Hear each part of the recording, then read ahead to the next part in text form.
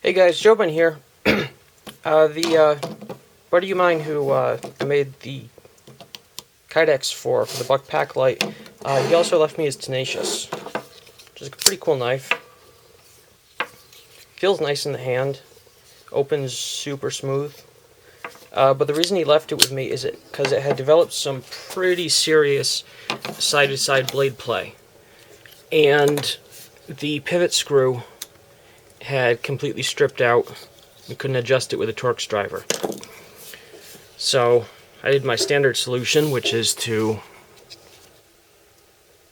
grind a flathead screw notch into the bolt. Not necessarily the most elegant thing in all cases, but you know, that bolt was well and truly stripped. I mean, all the drivers I had in the house were just spinning in it. So I did that, and the good news is the pivot wasn't really messed up, because once I could adjust the screw again, I just snugged it up a little bit and the play came right on out. But I did discover something that kind of worries me a little bit about the Tenacious design, and that's how tiny this pivot screw is. Look at this. Let me see if I can come in really close here and get it to focus.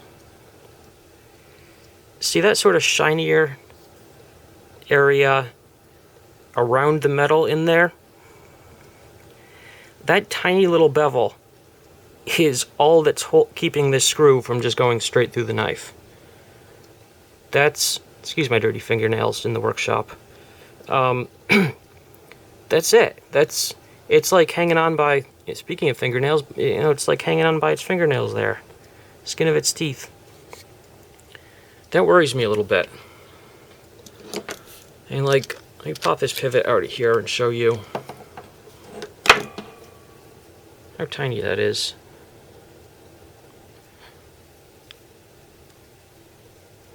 Just compared to the diameter of the pivot shaft itself.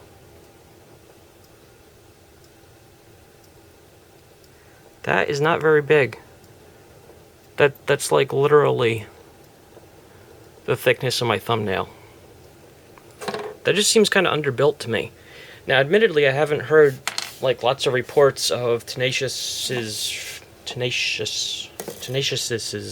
failing. But I don't know. That just worries me a little bit. That seems kind of weird. I mean, just for comparison, here's the BL05 I carry sometimes, and you can see it right away.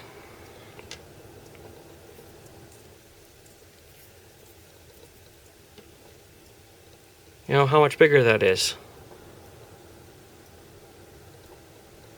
It's a lot more surface area, and you end up with this wide flat part of the screw resting against the flat G10 there. Or, for that matter, moving way upscale, here's my awesome Manix 2 sprint run.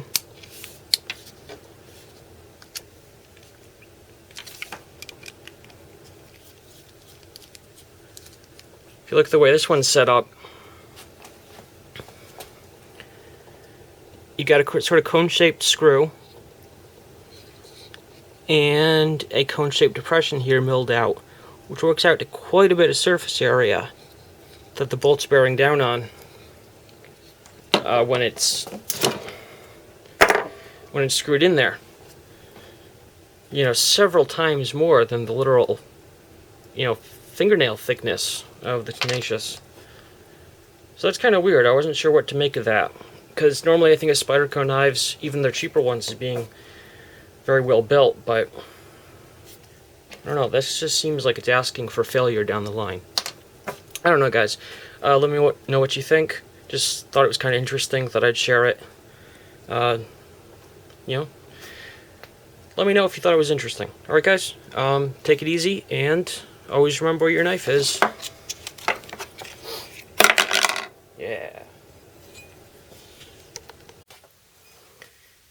You know, of course, this is why fixed blades kind of rule. No moving parts to fail.